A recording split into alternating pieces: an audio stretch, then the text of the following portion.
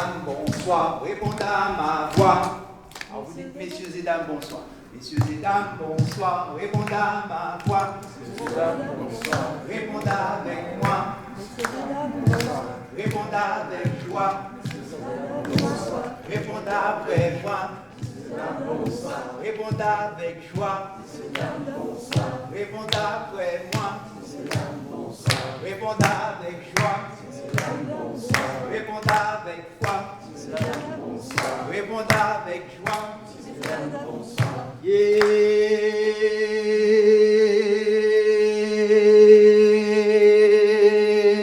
Crie.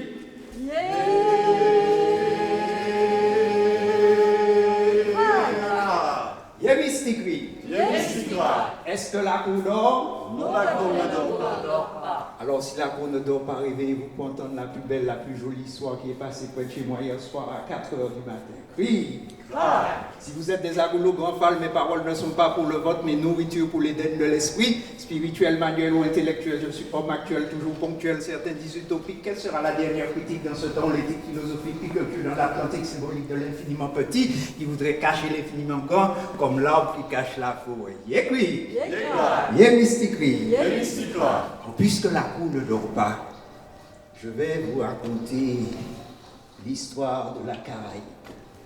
Ma Caraïbe. Au commencement, il y avait deux peuples. Les premiers, les Arawaks, venaient de l'actuel Venezuela, du pourtour de l'Orinoque, le fleuve Orinoque. Ils étaient là 7 siècles avant Jésus-Christ et se verront remplacés au 9e siècle par les Kalinia qui, eux aussi, venaient du sud du continent. Les Kalinia vivaient sur le plateau des Guyanes. Les deux peuples se faisaient constamment la guerre depuis la nuit des temps. Il y avait ce rituel entre eux qui disait que pour devenir un homme, il fallait faire la guerre aux voisins. Et un jour, il y eut ce jeune Arawak qui vainquit l'ennemi en capturant l'un de ses génies tutélaires. Sacrifia le génie, redescendit le long du fleuve Orinoque pour aller le jeter dans la grande bleue. Les anciens disent que ce sont ces petits morceaux éparpillés qui donnèrent le visage de la Caraïbe. La tête en haut pour Cuba, la queue en bas pour la Trinité, Trinidad, avec au milieu toutes ces îles, petites et grandes, formant l'arc des Antilles. C'est ce qu'en disaient les Arawaks 7 siècles avant Jésus-Christ. Jusqu'à ce jour où se distingue le guerrier tapis en eux, descendu des petites îles pour aller faire la guerre sur le continent. L'Arawak attaque un village, sacrifie les hommes et s'empare des filles qu'il intègre à sa propre descendance. L'une d'entre elles, Cécé, elle s'appelle, se trouve être la fille du chef Kalina. Ce dernier, la voyant prisonnière, invoque alors le serpent tête chien et lui demande de protéger sa fille partout où elle ira. Cécé la Kalina va se retrouver chez les Arawaks et grandir parmi leurs filles.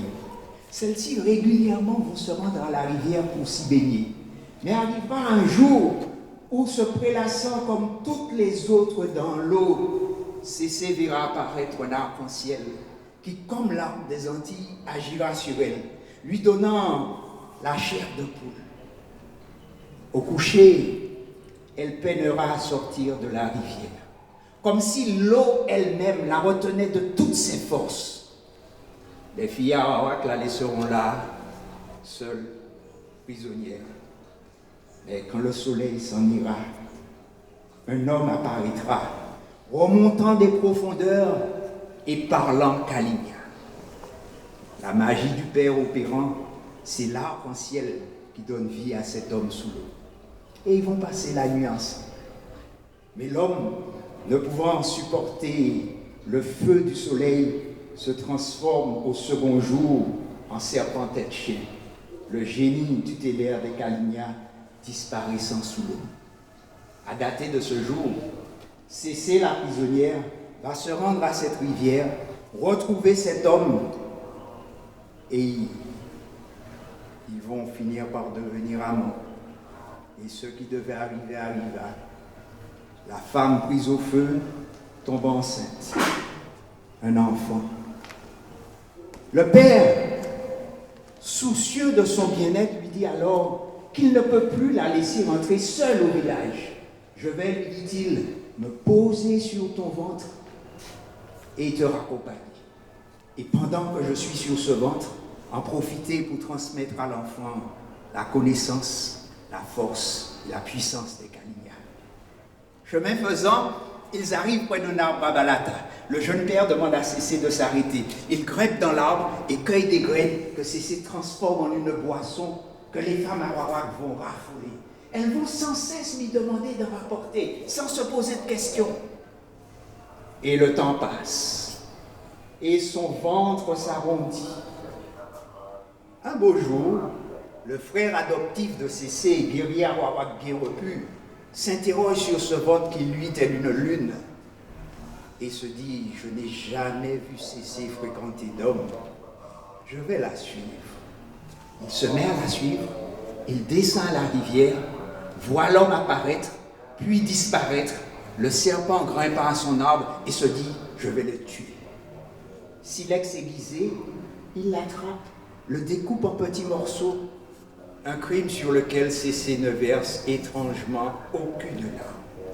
Elle se contente de rassembler les morceaux, de les enterrer non loin de l'arbre à Balata, où elle construit son carbet, une fois l'enfant accouché. Et le temps passe.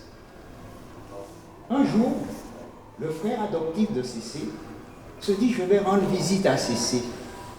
Le fils de Cécé, qui a entre-temps 5 ans, le voit arriver du lointain et demande à sa mère la permission d'aller saluer son oncle sur le chemin.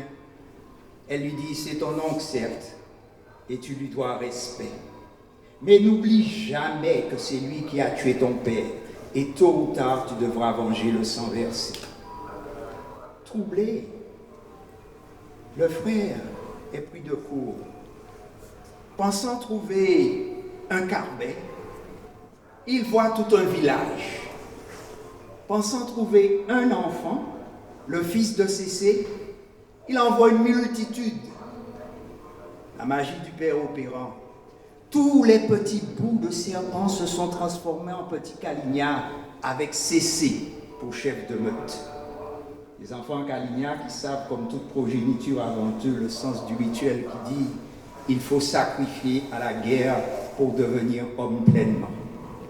Un matin, ils partirent tous de seul même pas. S'attaquèrent à un premier village, le village de l'homme qui tua le serpent tête chef, le village de l'homme qui fit la guerre au père de Cécé. La magie a opéré. Ils se retrouvèrent face à une armée de vieillards.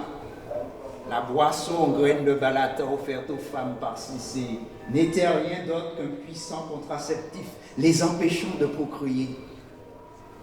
Ils n'eurent pas de guerriers en face d'eux. Et ainsi, l'armée de Cécé emporta sa première victoire. Et ainsi, de village en village, puis d'île en île, les Kalinia devinrent les vainqueurs, sacrifiant les hommes et intégrant les femmes comme jadis Cécé. Ce sont ces Kalinia que les Européens décimeront à leur tour au XVe siècle, avant de les remplacer par les fils déportés de Kamal. Yékri,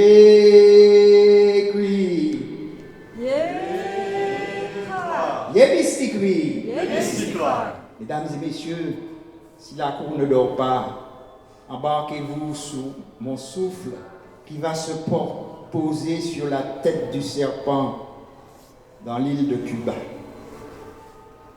Ce jour-là, Lali Soso, âgé de 15 ans, sort de sa sieste et va dire à son père « Papa roi, je veux me marier ». C'est la première fois qu'elle osait exprimer un désir. Son père, estimant juste le choix de sa fille, lui dit « Ma fille, je vais dans l'instant m'occuper de te procurer un mari que tu choisiras toi-même. » Et il fait ordonner qu'on fasse tambouriner dans l'univers tout entier qu'en vue du prochain mariage de sa fille, tous les jeunes hommes âgés de 20 ans,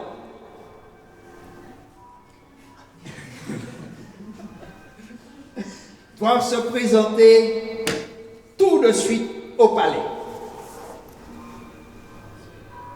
Mesdames et messieurs, la mère de Lali Soso, une femme matador qui avait toujours raison dans ses discussions, se lève brusquement en entendant l'annonce et dit: quoi? Ma fille se marier avec n'importe qui? Ça jamais. Elle saute sur son cheval et rentre à bride abattue au palais. Elle arrive, le roi est dans son hamac en train de fumer une Havane. Elle lui dit: ma fille, notre fille sera pour un homme de grande valeur, où elle rentrera dans les ordres. Quelle valeur? Un homme fort, travailleur et robuste. Voilà ce qu'il lui faut comme mari.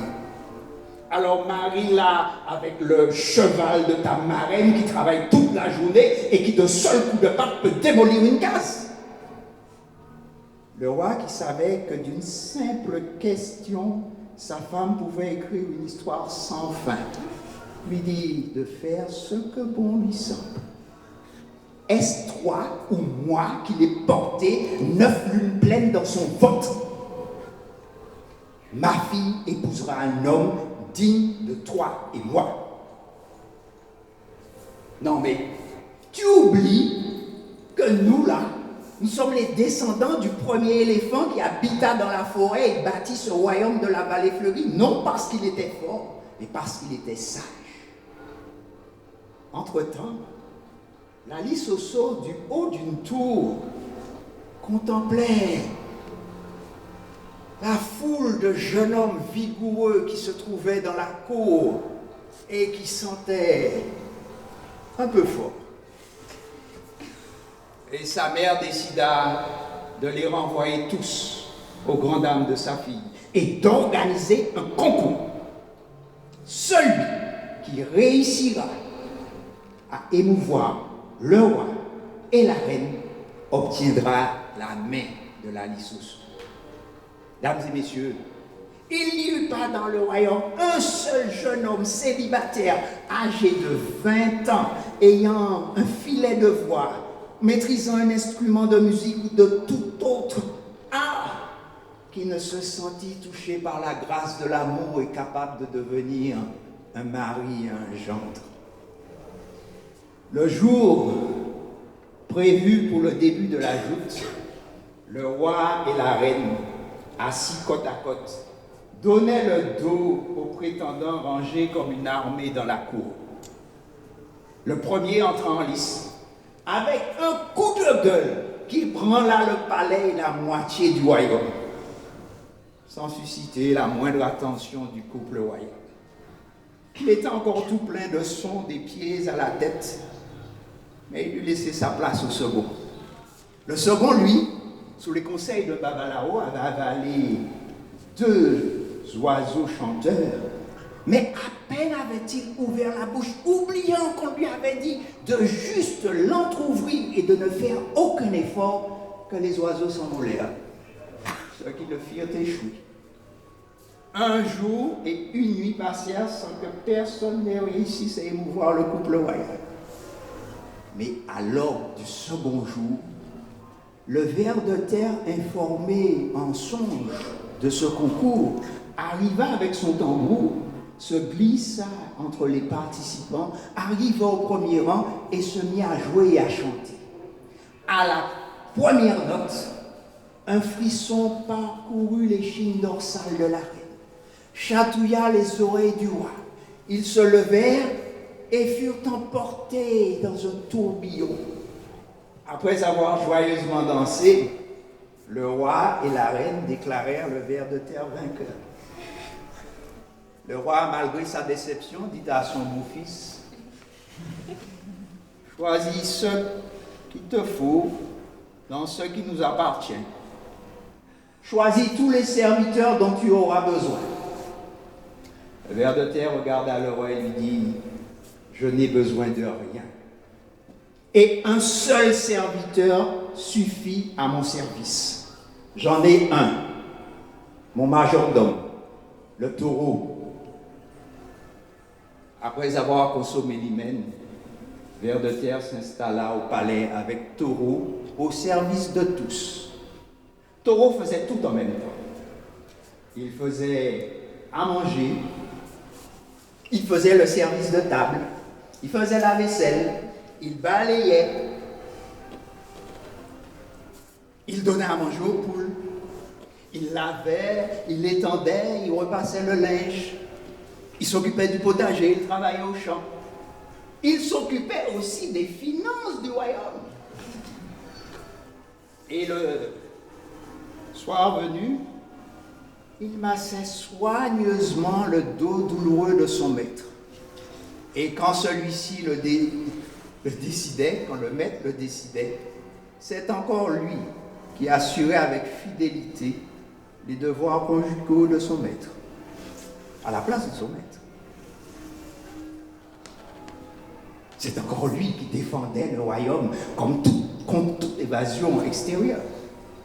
Après 3 ans passés, 3 ans de mariage, Ver de Terre sentit sa santé décliner. Il ne pouvait plus supporter la lumière du soleil, ni la brise du vent sur sa peau. Alors il convoqua la cour. Et il fit de sa main glacée de fièvre un geste de dépit et de découragement qui balaya l'abîme du néant l'existence tout entière. Je ne peux être heureux que sous terre. C'est de l'ombre que dépend ma joie et ma santé. Mon serviteur, en récompense de tes loyaux services, je te laisse mon héritage. Tu seras roi de la vallée fleurie quand viendra l'heure. Si tu veux me parler, tu n'auras qu'à creuser le sol ou me chercher en toi-même. La Lissoso ne fit rien pour retenir son mari. Le roi et la reine acquiescèrent le choix du Ver de Terre, d'autant plus qu'ils idolâtraient le beau taureau. La queue du Ver de Terre n'était pas encore entrée sous la terre que le taureau avait déjà fait exécuter le roi. Il avait enfermé la reine dans les geôles du palais. Il s'est installé et commençait à diriger tranquillement. Il s'était fait construire un nouveau palais, Mégalotauropolis, le palais aux 1001 portes. Chaque année, la Lissoso lui donnait un nouveau-né, mais une femme ne lui suffisait pas. Ni 2, ni 3. Alors il fit passer un décret et déclara que toutes les femmes du royaume lui appartenaient de droit. Quelques protestations s'élevèrent, et pour éviter que d'autres ne s'y ajoutassent, il fit éliminer tous les mâles du royaume, y compris ses propres fils. Chaque jour, le taureau montait sur une colline et lançait son cri de gloire. Moi, moi, moi, moi, il n'y a pas d'autre homme au monde que moi. Il n'existait plus, par la volonté du taureau, que des femmes dans le royaume. Alors, à partir d'un certain temps, on élimina également tous les mots masculins qui ne se rapportaient pas au taureau. On disait par exemple, je cloue avec une martelle, je cuisine sur la fournaise, je coupe les herbes avec une coutelas, une nichonne, l'année, la bûche, les 4 doigts avec la pousse. Même les objets les plus insignifiants se féminisaient, comme les couteaux qui, à force de s'attendre appelés coutelles, prenaient une attitude déconcertante.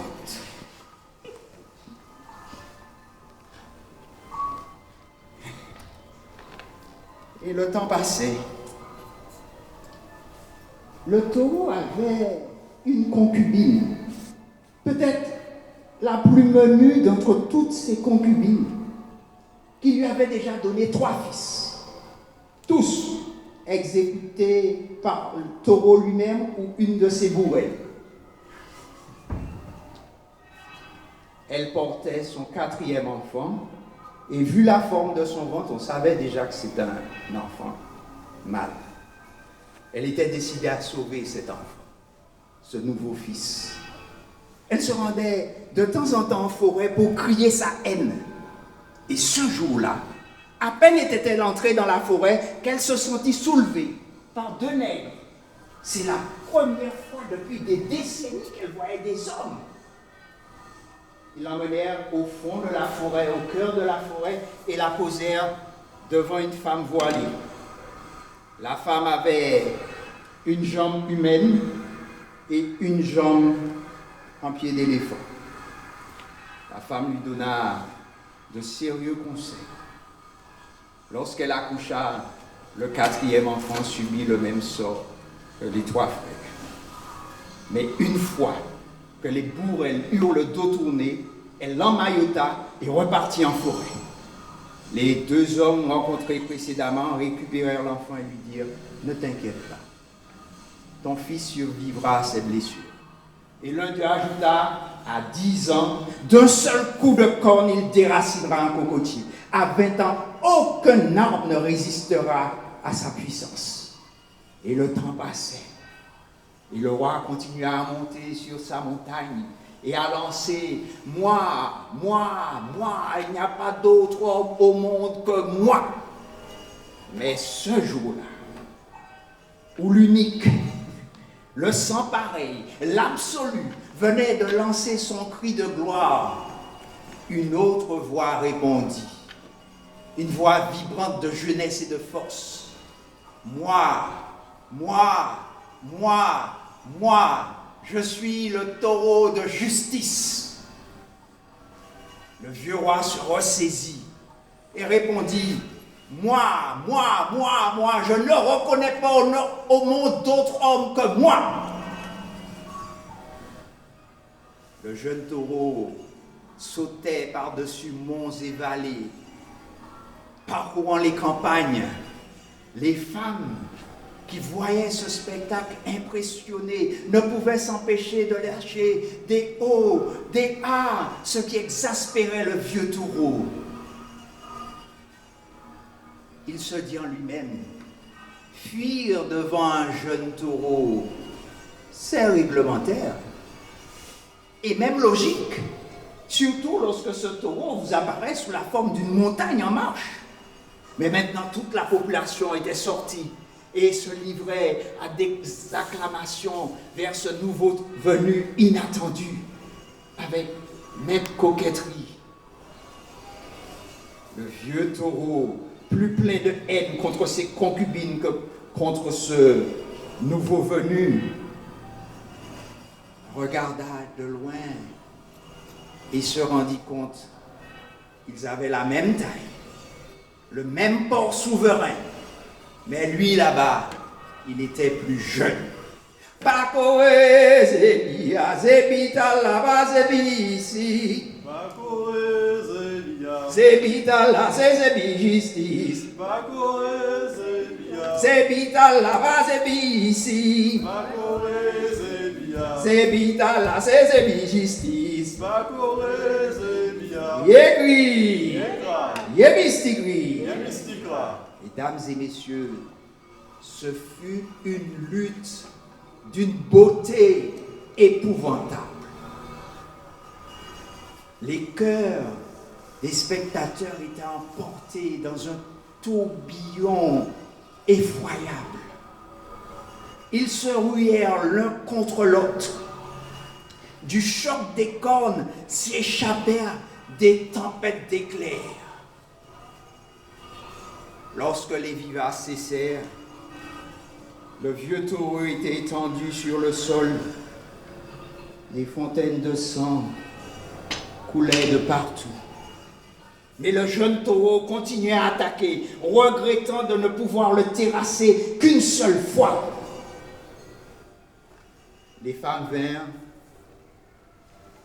hirent le genou devant le jeune taureau, et celui-ci les releva, car il n'avait pas d'autre intention que de mettre fin à la tyrannie de son père. Et il demanda aux femmes de reconquérir leur liberté pour construire une humanité nouvelle, où la diversité de chaque être fera le bien commun. Et on entendait du lointain, du fin fond de la forêt, un chœur qui montait, qui montait, qui montait. El pueblo unido jamás será vencido. Yekri.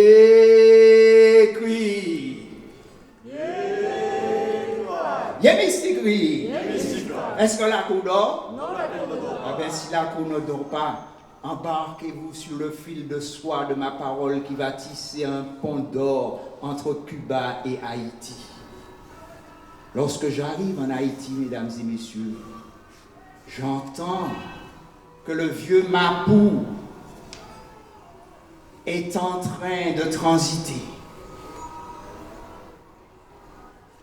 Notre bien-aimé Franck Etienne.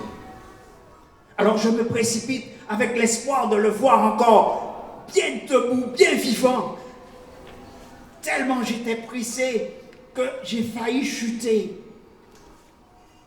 Et lui, dans le dernier souffle, il me dit, s'il arrive que tu tombes, que ta chute devienne un cheval, ton cheval, apprends vite à chevaucher ta chute et prends ton cheval pour continuer ton chemin. Alors je me suis embarqué sur mon cheval et j'ai continué mon chemin et j'ai galopé, mesdames et messieurs. Et pendant que je galopais, je retrouvais ma jeunesse. Je redevenais un beau jeune homme que je fus. Et j'arrive dans une ville qui s'appelle Jacmel, où tous les jeunes garçons ne parlent que d'une fille, ma beauté. J'ai dit, moi aussi, je veux connaître cette fille-là. Alors à partir de ce jour-là, mesdames et messieurs, partout où j'allais, j'avais un bouquet de fleurs caché dans mon dos si jamais je rencontrais ma beauté. Et un jour, je rencontre ma beauté. Je lui offre mon bouquet de fleurs et je lui dis, moi levé matin, moi ouais, jardin fleurs fleuries, moi tu oui un joli bouquet, les plus belles fleurs du jardin, la rose et le muguet, fleurs soleil, chevalier de nuit, la rose et le muguet, fleurs soleil, chevalier de nuit, c'est pour ma beauté, jardin fleurs fleuries, je dis parce que amour ligne fait la pluie tomber de temps en temps, mais sincérité ligne fait soleil lever dans chez moi. On a crié bon Dieu pour le préserver l'amour nous. Ah, quand j'ai fini de chanter, j'ai dit si cette fille-là ne m'offre pas son cœur dans un couille en or, c'est qu'elle n'a aucune sensibilité. Mesdames et messieurs, le dimanche, j'étais déjà chez sa grand-mère. C'est là qu'elle vivait. Ma grand-mère me fit asseoir. Et désormais, je faisais pratiquement partie de la famille. Une semaine passa. Et le samedi, ma beauté devait aller au marché, comme tous les samedis, vendre les légumes que cultivait grand-mère.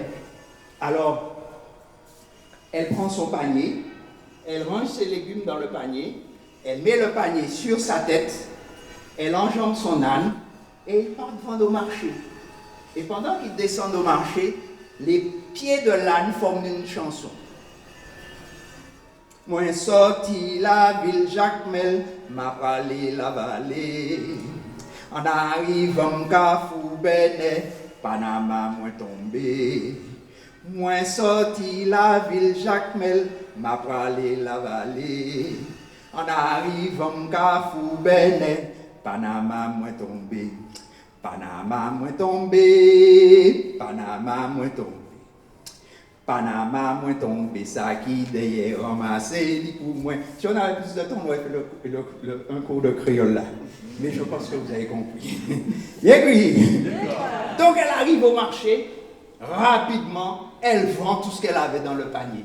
Et elle achète ce que grand-mère lui a demandé, l'ordinaire. L'ordinaire, c'est-à-dire, vous connaissez l'ordinaire? Ça se dit par ici, non? Non. Ben, c'est de l'huile, du sel et de l'ail. Avec ça, on peut tout faire dans la cuisine. Elle met ça dans son panier, elle met son panier sur sa tête, elle remonte sur son âne et repart pour rentrer chez grand-mère. Sur le chemin du retour, elle voit un taureau en train de boire dans un puits, un grand puits. Là, il y a 2 puits représentants quelque part derrière. Mais un grand puits. Elle considère le puits. Elle se dit, mais c'est pas possible. Un puits comme ça, comment on peut imaginer donner à boire à un bœuf dans un puits sculpté comme celui-là? Mais c'est une œuvre d'art. Il n'y a qu'en Haïti qu'on peut voir quelque chose comme ça. Donner à boire à un bœuf dans une œuvre d'art. Elle récupère le puits, elle met le puits dans son panier, et elle continue à avancer. Elle n'a pas fait 500 mètres que le puits se met à chanter. Là, il va vous falloir chanter. Et le puits se met à chanter, c'est toujours la même qui revient. Oh, ma beauté, oh, ou belle ou jolie. Oh, ma beauté, oh, ou belle ou jolie. Oh, elle entend ça, elle prend le puits, elle le balance. Et puis elle essaie de faire galoper l'âne. Vous connaissez un âne quand même. L'âne, il avance à son pas, c'est tout. Sauf que l'âne commence à chanter. Oh, ma beauté, oh, ou belle ou jolie. Ah! Elle saute, elle laisse l'âne de côté, et puis elle se met à marcher. Elle essaie de marcher le plus vite que possible. Et le panier se met à chanter. Oh, ma beauté, oh, ou belle ou jolie. Ah! Elle balance le panier, et là, elle se met à courir. Et elle court. Et pendant qu'elle court, sa robe se met à chanter. Oh, ma beauté, oh, ou belle ou jolie. Ah! Et là, elle court encore plus vite. Elle court, et sa peau se met à chanter. Oh, ma beauté, oh, ou belle ou jolie. Et là, elle court encore plus vite. Mais là, c'est ses cheveux qui se mettent à chanter. Oh, ma beauté, oh, ou belle ou jolie. Et elle continue à courir, mais ses ongles se mettent à chanter. Oh, ma beauté, oh, ou belle ou jolie. Et elle court. Et là, elle entend un grand goudou derrière elle. Elle se retourne et elle voit un troupeau de taureaux qui vient dans le lointain. Alors, elle cherche l'arbre le plus haut qu'il y a autour d'elle et elle grimpe dans l'arbre. Pendant ce temps, bonne maman qui était chez elle, en train de balayer, et divinement... J'ai vraiment besoin du micro? Non, c'est pas? On est entre nous, vous m'entendez? Merci beaucoup. Bonne maman avertie divinement, comprend que sa fille est en danger. Alors tout de suite, le balai se transforme en un bel alezan bien harnaché. Et elle part à la recherche de sa petite fille. Elle arrive près de l'arbre.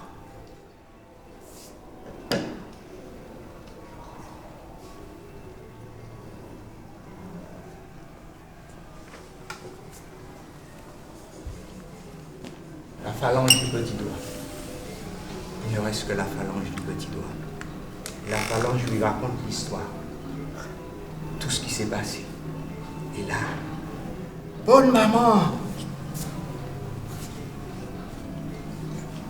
tire sa vieille pipe en os, 2-3 bouffées de tabac, et elle se met à danser autour de l'arbre. Elle danse autour de l'arbre. Et elle appelle Jom. Et vous dites simplement arrive. Et la Jom arrive. Elle appelle pied. Et les pieds arrivent. Elle appelle cuisse. Et les cuisses arrivent. Elle appelle hanche. Et la hanche arrive. Elle appelle ventre. Et le ventre Arrive. Elle appelle poitrine. Et la poitrine Arrive. Elle appelle cou. Et le cou Arrive. Elle appelle tête. Et la tête Arrive. Elle appelle bras. Et les bras Arrive. Elle appelle ongles. Et les ongles Arrive. Elle appelle peau. Et la peau Arrive. Elle appelle robe. Et la robe Arrive. Elle appelle panier. Le panier Arrive. Elle appelle l'âne. Et l'âne Arrive. Elle met le panier sur la tête de ma beauté. Elle met ma beauté sur l'âne.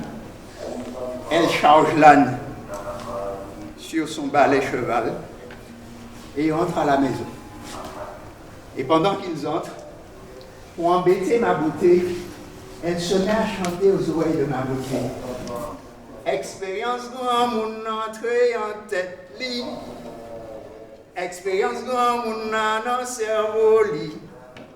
Pas décourager si la vie a fait mal mené nous. Pas décourager cette expérience n'a pas acquéri. Expérience grand mon entrée en tête lit. Oh oh. Expérience grand mon pas besoin d'explication. Tout compris. Vous êtes des créolistes, je savais ça. Yégui. Sauf que moi, je me suis interrogé. Je me suis dit, cette fille-là, elle est belle, mais on ne vit pas dans la même dimension. Il faut que je la laisse faire son chemin.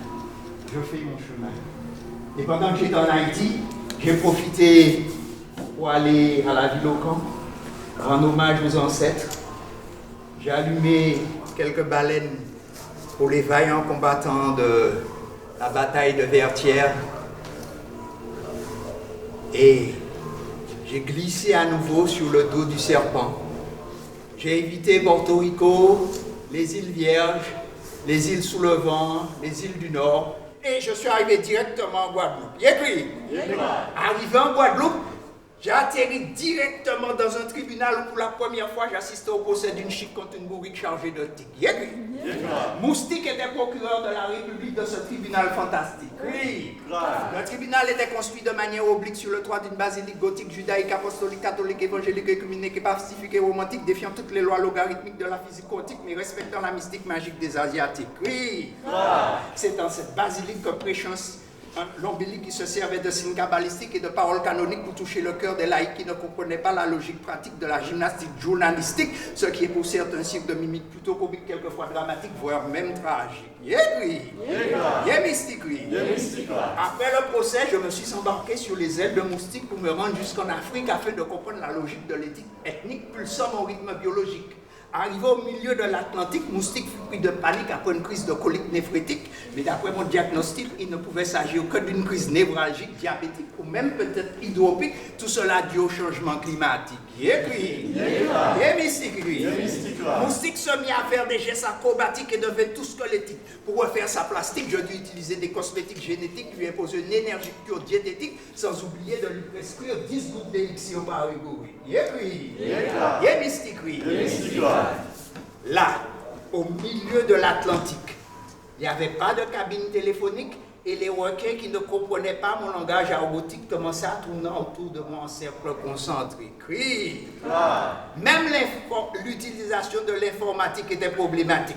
Je dis utiliser ma concentration flegmatique et mon pouvoir magnétique pour m'accrocher au fil élastique de la vie authentique. Là, au milieu de l'Atlantique, je fis mon autocritique de manière méthodique, pragmatique et humoristique, ce qui me sauva la vie. Ainsi, je poursuivis mon voyage transatlantique. Alors, je passais par la Dominique, un petit pays qui se trouve au nord de la Martinique, mais qui possède son propre pouvoir étatique afin de m'acheter des cosmétiques magiques pour mastiquer la loi patriotique qui a depuis toujours été si mystiquement critique dans l'île de la Martinique et qui tend à devenir démagogique dans ce temps christique où le charismatique doit faire face à l'antiphilosophie atomique. Mystique, oui. J'arrive à la Dominique et ils me disent, présentez-vous, monsieur. En fait, peut-être que c'est ça qu'ils m'ont dit, parce qu'à la Dominique, ils parlent anglais, en fait. Alors moi, j'ai compris, présentez-vous, monsieur. Alors je dis, moi, c'est moi que l'on crie l'homme précaution qui fait toujours très attention à l'extension de la pollution. C'est très dangereux l'intégration car cela peut nous conduire à l'invasion de l'affliction et sans doute à beaucoup de confusion. Mais nous pouvons choisir le chemin de l'émancipation qui nous ouvrira les portes de la réalisation de notre jeu et de notre nous, car dans cette vie où la vérité n'est qu'une illusion, ce n'est pas une raison pour se laisser aller à la dégradation. Cherche dans révélation, tu trouveras ta rédemption, tu auras une solution, tu pourras proposer ta participation à toute manifestation de la population soutenant l'évolution de la nation, car il n'y a pas de progression s'il n'y a pas de construction, mais tout part d'une bonne méditation.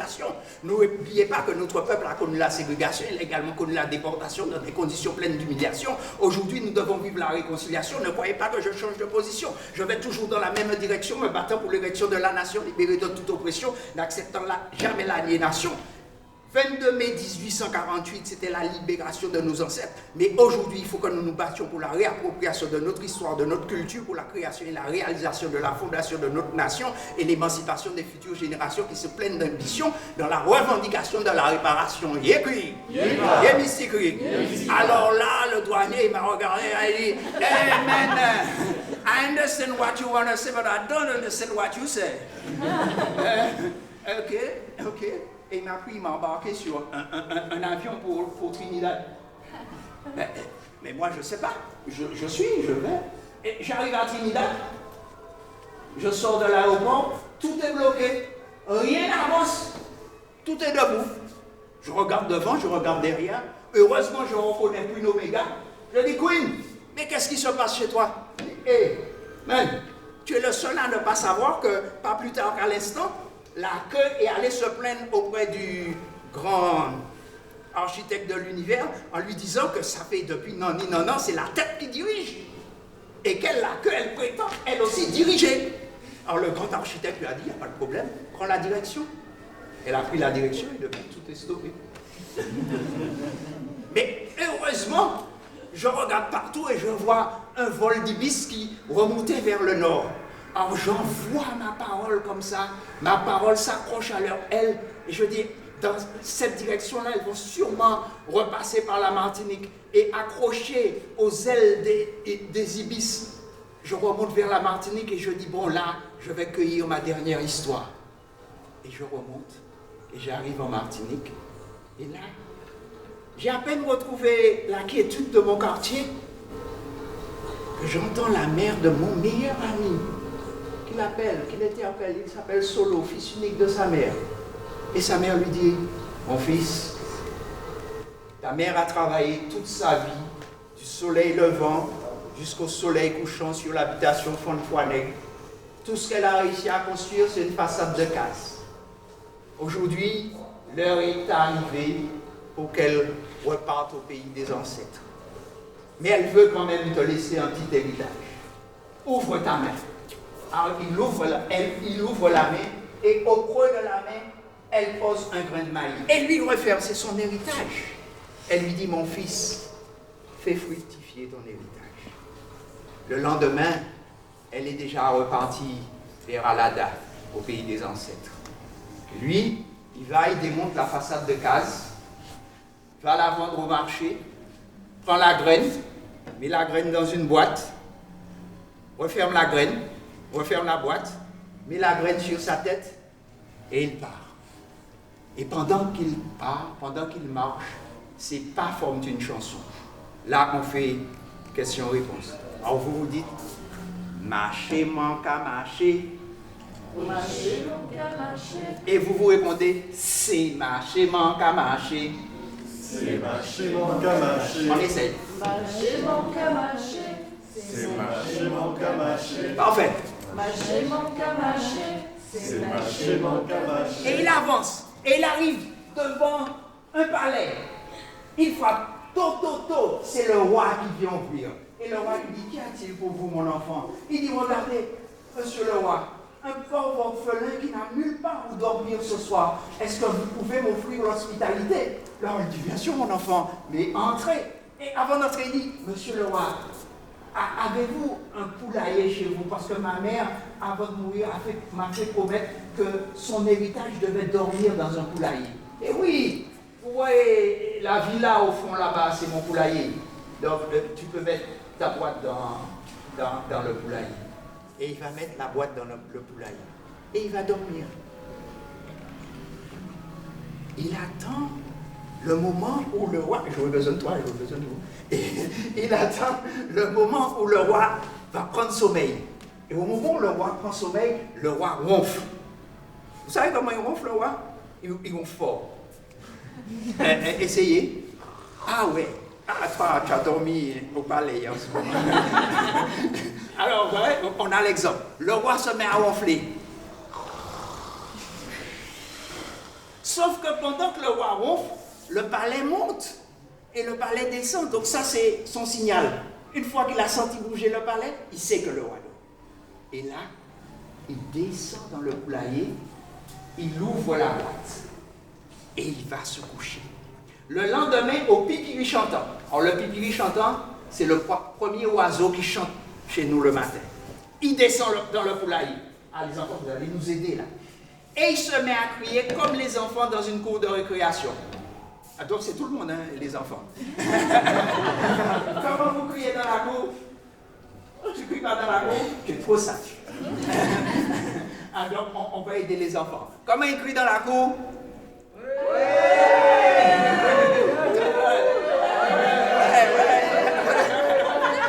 Parfait. Yégui. Et le roi se précipite. Il dit, mais qu'est-ce qui se passe, mon enfant? Il dit, monsieur le roi, regardez vous-même. Dans cette boîte, il y avait un petit héritage que m'avait laissé ma mère, mais vos poules, vos coqs ont mangé mon héritage. Je vais de ce pas me plaindre à la police. Le roi lui dit, stop, mon enfant. Ici, la justice, c'est moi. Si mes coqs ou mes poules ont mangé ton grain de maïs, prends la poule que tu veux ou le coq que tu veux et continue ton chemin. Et choisis le plus beau coq. Mets le coq sous son bras, il fait ça.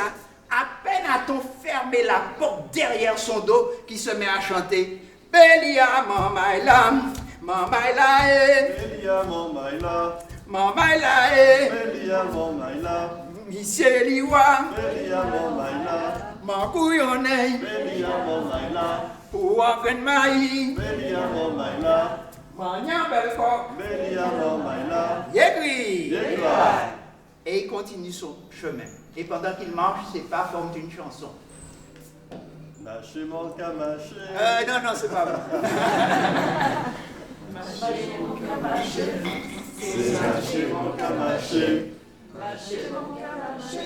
C'est mâcher mon camaché. Parfait, c'est timide par là, mais c'est bien. Yegui. Yegua. Il arrive devant un deuxième château, 2 fois plus grand que le premier, et il frappe tototo. Le roi vient ouvrir et dit, monsieur le roi, est-ce que vous pouvez m'offrir l'hospitalité? Vous avez en face de vous un pauvre orphelin qui ne sait pas où aller. Oh, il dit, bien sûr, mon enfant, tu peux entrer. Mais monsieur le roi, est-ce que vous avez un poulailler chez vous où je puisse mettre mon coq? Le roi lui dit, non, mon enfant, un poulailler, quand même. T'as vu le château là? Moi, je suis un éleveur. Mais derrière là, tu vas trouver une bergerie. Si tu veux, tu peux mettre ton coq avec les moutons. Donc il met le coq avec les moutons, le roi lui offre à manger, il va manger, et il entend le... Encore plus fort, hein, le château est plus grand. Ah, le roi dort, il descend dans la bergerie, on entend kiak. Ça va? Faut pas être trop expressif, il y a des enfants. Vous avez compris? Et il va se coucher. Et le lendemain, au pipiri chantant, il descend dans la bergerie et il se met à crier. Le château est plus grand, donc le roi, il est là-haut. Hein, et il se met à crier.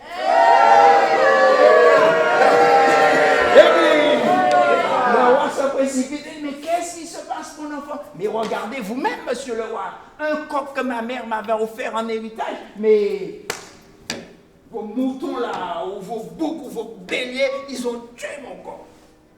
Je vais de ce pas me plaindre à la police. Mon enfant, on peut s'entendre.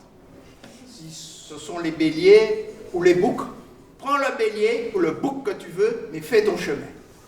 Il fait sa ceinture, il fait une corde pour le bouc, il attache, il choisit un bouquin, il attache le bouc, prend son bouc, il s'en va.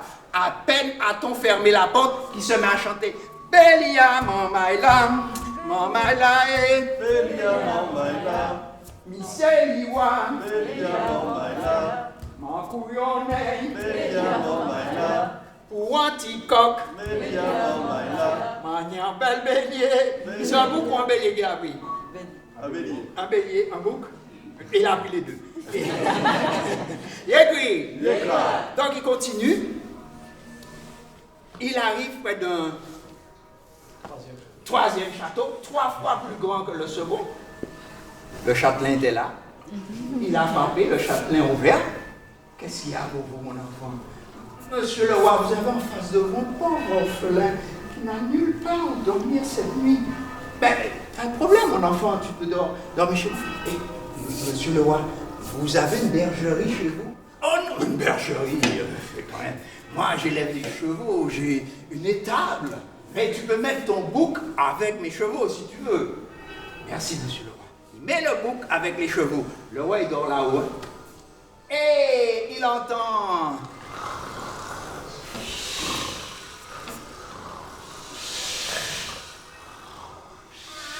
Et toi aussi, tu roules comme ça. Et il descend dans. Il descend où? Il descend où? À l'écurie. Oui? Étable, écurie, comme vous voulez. Sauf que quand il arrive, il fait un coup de manchou de Shaolin sur le bouc. Ah! Bouf! Et il retourne se coucher. Le lendemain, au pipili chantant, il descend dans l'étable ou l'écurie et il se met à crier. Le roi se précipite. Mais qu'est-ce qui se passe, mon enfant? Mais constatez vous-même, monsieur le roi. Je ne sais pas où vos chevaux ont appris à faire le manchou de Shaolin. Mais constatez. Il dit, en fait, c'est un bœuf qui avait agi sur lui. Il dit, bon, si c'est un cheval ou un bœuf, choisissez ce que vous voulez. Mais continuez votre chemin, choisissez le plus beau taureau. Il change la corde du bouc au taureau. Il prend son taureau, tac, le roi ferme la porte derrière lui. Bélia, Mamaïla, Mamaïla, Bélia, Mamaïla, Mamaïla, Bélia, Mamaïla, pour un petit bouc. Bélia, Mamaïla, Mania bel taureau. Bélia, Mamaïla, Et puis, et il continue. Il arrive près d'un 4e château, 4 fois plus grand que le 3e. Il frappe, tout. Le roi répond, qui frappe à ma porte? Le roi vient ouvrir. Monsieur le roi. Oh, votre frère, il n'est pas où dormir. Vous pouvez m'offrir l'hospitalité, non? Alors, elle dit, oui, mon enfant, il n'y a pas de problème. Mais l'animal que tu as derrière toi là, il ne pourra pas entrer dans mon château. Il dit, monsieur le roi, vous avez une étable où je puisse mettre mon taureau là? Alors, elle dit, une étable. Mon enfant, t'as vu le château là? Moi, je suis constructeur naval. Je construis des bateaux. Hein? Tu comprends ça? Je construis des bateaux. Mais monsieur le roi, tu le mets où tu veux ton animal. Hein? Par contre, tu arrives bien, hein? Parce que demain, nous allons mettre à l'eau notre dernière construction, la toute nouvelle. Tu pourras assister à la mise à l'eau. Il s'occupe de son bœuf, il va dormir. Le lendemain, pas à peine déguiser votre voix pour prier. Hein? Sur le lendemain, il ne se réveille pas, il fait la grasse matinée. Tous les invités du roi sont là, au 2e étage. Ils attendent la mise à l'eau. Le roi se rend bien compte qu'il manque quelqu'un. Il dit, allez chercher le petit qui est venu hier soir. Et le petit vient, il l'installe à côté de lui. Il lui dit, regarde comment ça se passe la mise à l'eau. Le roi fait un signe. Et un des serviteurs avec sa hache, bam, et le bateau qui prend de l'élan et va dans les flots. Sauf que derrière le bateau, il y a un animal bien attaché. Le bateau est déjà dans l'eau, l'animal aussi. Le petit regarde le roi. Monsieur le roi, le taureau que votre bateau vient de noyer, là, vient d'entraîner à l'eau, il a fini noyé là, devant nous. Vous savez, ce taureau-là, c'est l'héritage que m'a laissé ma mère. Lorsqu'elle me l'a donné, il n'était pas plus gros qu'un grain de maïs, monsieur le roi. J'en ai pris soin. Il est devenu un petit coq. Mais j'ai travaillé, monsieur le roi. Je lui ai donné à manger. Je ne l'ai pas gavé, mais je lui ai quand même donné à manger. Devenu un beau bouc, monsieur le roi. Et j'ai travaillé, j'ai coupé de l'herbe, j'ai travaillé, j'ai coupé de l'herbe. Il est devenu le taureau que vous voyez là, monsieur le roi.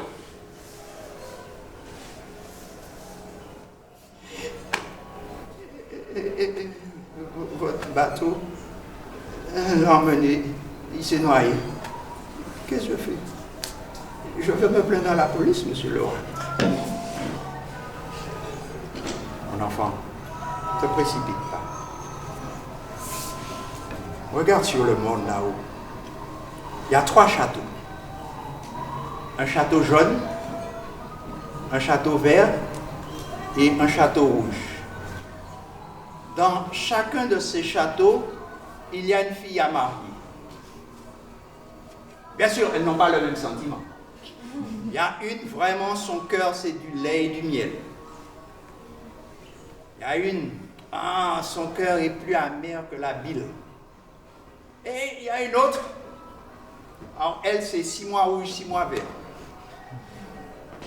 Choisis le château que tu veux et tu auras la femme que tu mérites. J'étais là parce que c'est mon ami, je l'avais suivi. Même s'il ne s'en rendait pas compte. On ne sait jamais. J'ai dit la chance, le gars-là. Il a fini au palais. Le gars héritier du roi. On était dans le quartier ensemble à jouer au football, là. Et tout ça. Mais je pensais surtout à la fête. C'est le roi là, quand il va marier sa fille là. Aïe, aïe, aïe, aïe, aïe, aïe, aïe. La fête que ça va être. Le gars va inviter tous les chefs cuisiniers. Les meilleurs chefs cuisiniers. Il va même faire des chefs venir de l'extérieur, tout ça. Mais c'est pas ça. C'est pas ce moment-là, ça que je pensais. C'est assez spécial. Pour les têtes couronnées, assis, tout ça. Mais je suis de la populace. Et il va rassembler toute la populace sur 2 lignes. 2 lignes presque infinies. Chacun aura fourchette et couteau. Et il va faire un grand feu au bout de la ligne là. Et il va faire les animaux passer dans le feu. Et les animaux vont passer au milieu de nous là. Et chacun pourra se servir sur les animaux qui traversent au milieu de nous. Ah là, je vais me regarder, franchement. Enfin, je ne suis pas sûr, mais je pense qu'il y avait des choses un petit peu de bavoum là. Tellement je salivais.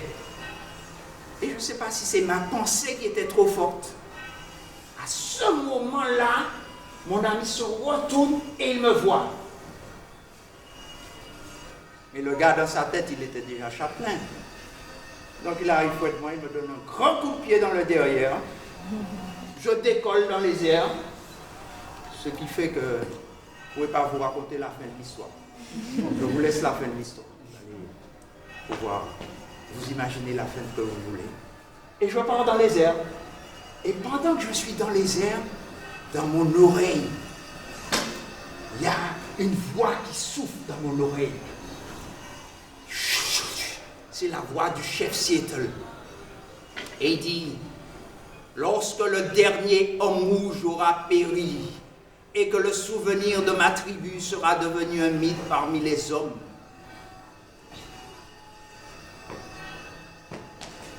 les rivages s'animeront des esprits invisibles de ma tribu.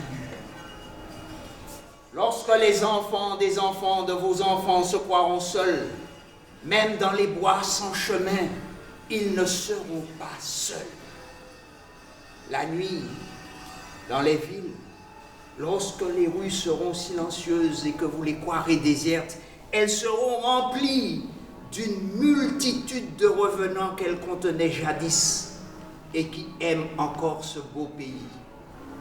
L'homme ne sera jamais seul. Qu'il soit sage et traite mon peuple avec bonté, car les morts ne sont pas sans pouvoir. Mort, ai-je dit?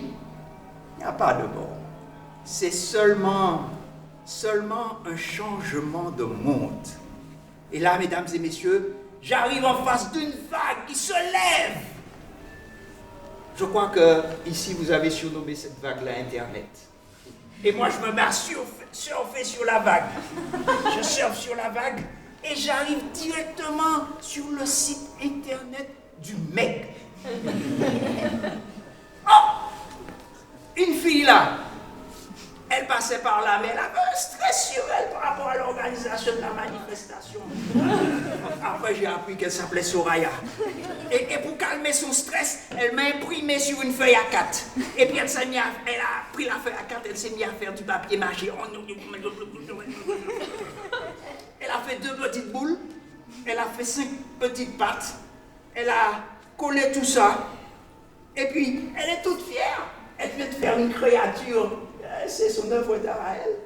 Et elle sort dans le couloir, elle voit le directeur. Elle dit, directeur, vous pouvez souffler dans ses narines? Et le directeur dit, oui, bien sûr, il souffle dans les narines. Et dit, bon, on va l'emmener pour faire la conclusion de notre colloque. Et c'est comme ça que je suis arrivé ici. Yeah, Green! Yeah, Green, c'est plus fin. Merci.